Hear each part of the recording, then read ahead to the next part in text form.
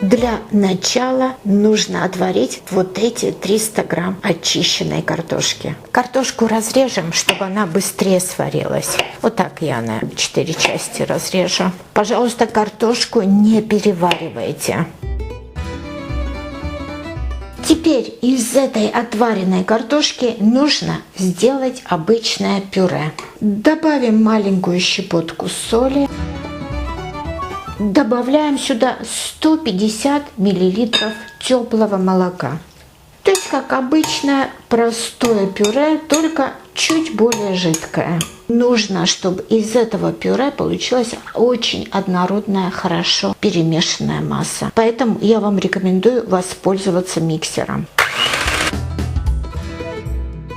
Вот и все. Чем более однородное будет пюре, тем лучше получится наше тесто. Итак, дожидаемся, чтобы пюре полностью остыло, и затем замесим тесто.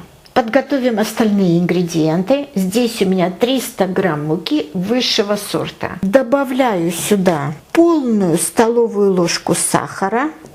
Перемешаем. Дрожжей неполную чайную ложку. Вот столько будет достаточно. Ванилин. Перемешаем. Хочу вам еще раз напомнить, чтобы муку вы всегда просеивали перед использованием. Теперь к холодному пюре добавим 1 яйцо. Пюре обязательно должно быть холодное. Так, слегка вот так перемешаем. Добавляем вот эту смесь муки со всеми ингредиентами, которые вы видели. И замесим тесто. Очень просто запомнить. 300 грамм картошки, 300 грамм муки. Если хотите сделать побольше порцию, то удвойте или утройте ингредиенты. Теперь это все тоже перемешать.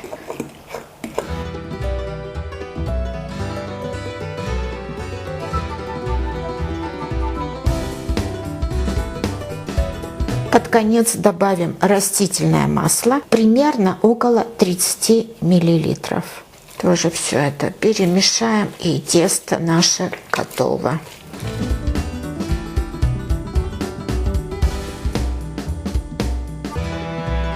Тесто готово. Накрываем пленкой и теперь оставляем при комнатной температуре и ждем, когда тесто увеличится в объеме примерно в 2 раза. Помните, пожалуйста, что тесто это с картошкой, поэтому нам понадобится больше времени. Не торопитесь, и вы будете сполна вознаграждены чудесными вкусными пончиками. Итак, дожидаемся, пока наше тесто отдохнет и поднимется. Прошло несколько часов, и посмотрите на наше тесто.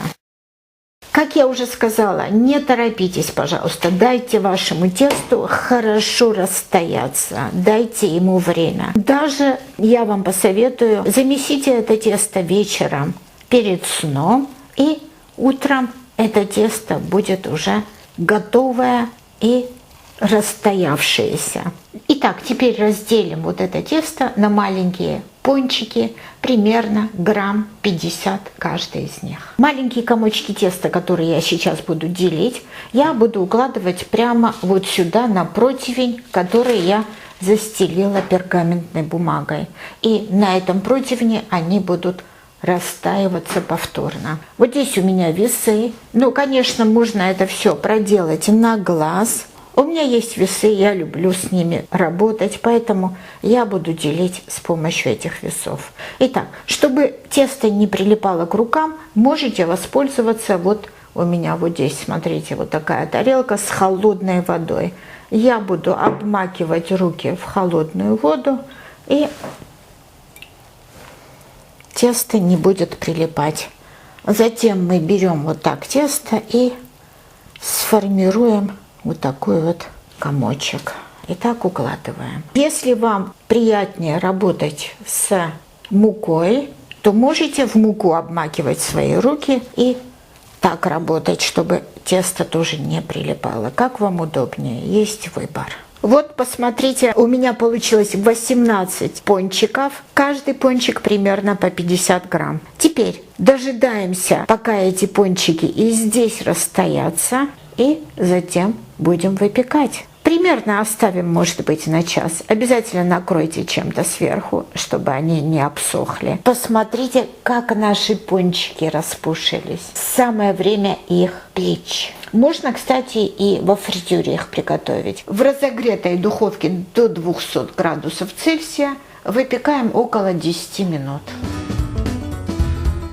Пока пончики выпекаются, подготовим вот такую смесь. Вот это у нас коричневый сахар. Если нет коричневого, можно использовать обычный белый сахар. Сюда еще я добавлю корицу. Корица тоже по вашему желанию. Если хотите, добавляйте, не хотите, не добавляйте. И все это перемешаем. Вы увидите, для чего нам это нужно. И посмотрите, небольшое количество сливочного масла я растопила также. И это нам понадобится.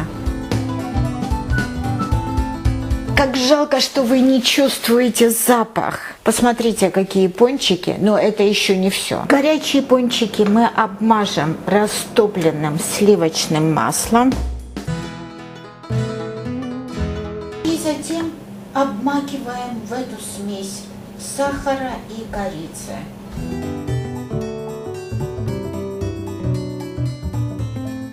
Видите, я сделала и белый сахар с корицей, чтобы показать вам, что можно и белый сахар, и коричневый, какой у вас есть и какой вам больше нравится.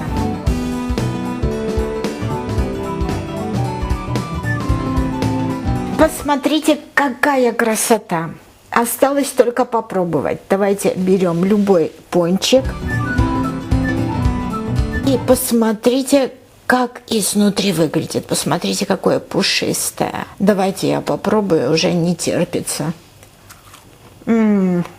Очень вкусно.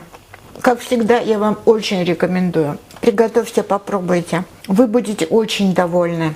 И вы, и ваши дети, и ваша половинка. Обязательно попробуйте. И вы видели, как это просто готовится. Спасибо за то, что смотрите. Подписывайтесь на наш канал, ставьте лайки, пишите комментарии. Я всегда внимательно их читаю и, возможности, отвечаю на ваши комментарии. Приятного вам аппетита!